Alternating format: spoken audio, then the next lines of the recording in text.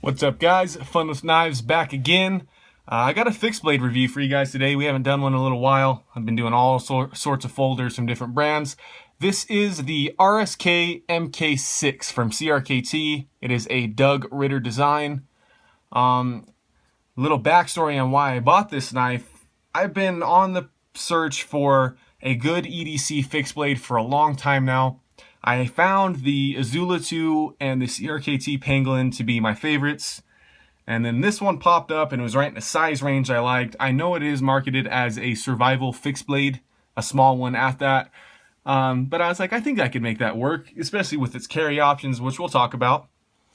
But before we get into this review, guys, this thing is $22.99 at Blade HQ, and I'm pretty sure it's priced similarly everywhere else. That is a killer deal. I absolutely recommend you get this knife right now just because it's that cheap. I was expecting this to be priced somewhere in the $38 range, so I was more than happy to pay $22. So that being said, let's get into the specs here. We have a blade length of 2.95, if I can actually get that in the camera, and overall length of 6.38 inches. I even got the blade thickness for you guys, 0.14, so pretty thick blade. And the weight on this thing is 2.2 ounces. So I'm guessing that's without the sheath, even though this sheath is extremely small. So very lightweight knife, very small. This is all skeletonized in here. You can kind of see that. I did my own little wrap on it. This knife does come with some bright orange paracord, which makes sense. It's a survival knife. You don't need it to be, on the down low with the color, but I just didn't do it for me. It was very high quality paracord, but I took it off.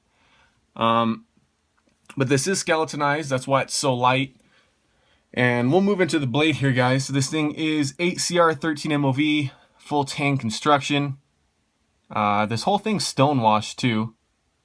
Looks pretty cool. You got these two holes here that I couldn't figure out for the life of me what they do, unless it's for striking some sort of fire starting rod. Maybe you stick the rod in there and pull out. I don't know. They look cool, but they don't really serve a whole lot of function unless you were making a fire, I guess. CRKT logo on this side. RSK Mk6, the name, Doug Ritter. Fairly plain blade. I mean, it's a drop point. It's got a decent amount of belly. The blade's very thick, but has we can look here, you got a hollow grind that, this thing comes to a good slicer and a decent piercer. There's some thick blade stock behind that, but I love this shape for EDC. I've said that before. I love just the drop point, and this is very simple to do that and do your fine woodworking or whatever you guys doing out there if you're surviving with it too, which I think this knife could be okay at, but not the best. But I love this shape for EDC. It's good for slicing. It's good for all your tasks. So that's what really brought me in. And it's the size. It's under 6.5 inches. We're right in that Azula 2 size range and Pangolin size range where you can easily wear it as a neck knife like it suggests, or on your belt if it has that option, which this one does. And it's big enough to get things done and not too big that people are going to be scared that you're carrying it, hopefully. Their 8CR13 MOV is a little soft, but it is very easy to sharpen. Like I said, this came with orange paracord. I rewrapped it. I kind of missed this hole here, though. I don't know what I was doing. But the ergonomics on this knife, since we don't need to talk about lockup or deployment, they're awesome. I love this huge divot right here that becomes your thumb ramp. It's got some adequate jimping here. Maybe a little bit better than adequate, just because that's such a deep surface. Your thumb really catches in there. Makes using the thing very easy. You can't really tell because I wrapped it, but there's finger placement areas. You got your choil here, and it really fills your hand nicely while it's a small handle. Your pinky kind of wants to come off, but I tied a little knot here, burned it off, and it kind of holds my pinky in place, giving me a very good grip no matter how I hold the knife. So ergonomically, this knife is awesome. I think Doug Ritter did an awesome design with the ergonomics on this knife, and you can choke up on it, get some finer tasks done, but this thumb ramp is just innovative. It's awesome. I wish more fixed blades had that kind of feature. As I said, this blade thickness is 0.14 inches, so the whole thing's fairly thick. I think with some paracord, it fills your palm nicely, but it's still slim enough to carry as a neck knife. As you can see, I'll put this in the sheath here. That's what I've been doing. And I was kind of against neck knives for a while. I thought they were kind of impractical, but I'm trying it out. I'm a knife guy. I want to see some different modes of carry. But this sheath is awesome. I love this sheath. You know, it's just kind of that molded polymer material, some sort of plastic, CRKT logo on it.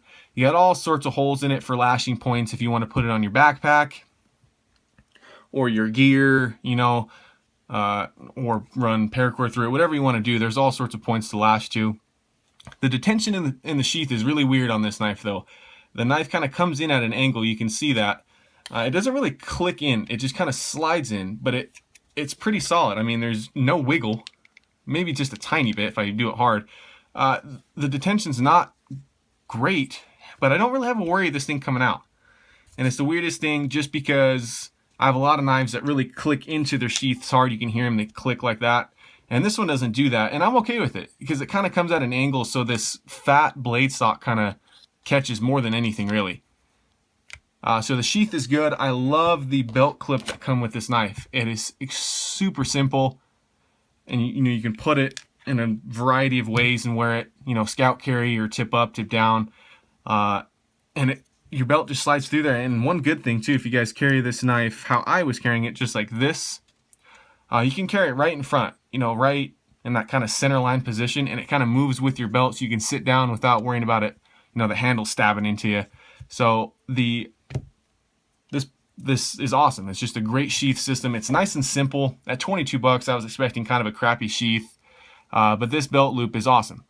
Now, granted, this is pretty little, so if you guys have any sort of tactical belts or really thick belts, this won't work, so keep that in mind. But as a neck knife, I think this thing's excellent. Survival knife, you know, maybe. And do I recommend it? Absolutely. I think it fulfills a lot of roles that are really missing in the knife community. If I could just rant for a moment, a lot of fixed blades, if you want the strength of a fixed blade, you have to get, you know, under a 3-inch blade or over a 4-inch blade. There's not a whole lot in that pocket knife size range that I like, you know, the 3-inch, the 3¼ inch blades, without them being too large and, you know, beefy to carry around. And that's why I think the Izula and the Izula 2 are so popular, that they give you a good 4-finger grip with a smaller blade. And this, you know, it might not be in the same class as far as quality, but in ability, it's close. So go check out the CRKT Ritter RSK Mk6 if you guys want a, you know, a mid-size fixed blade to EDC. I think that would be the best roll of this knife. So as always, guys, thanks for watching. Make sure to like and subscribe, and I'll have more fixed blades, more folders, more discussion videos coming up.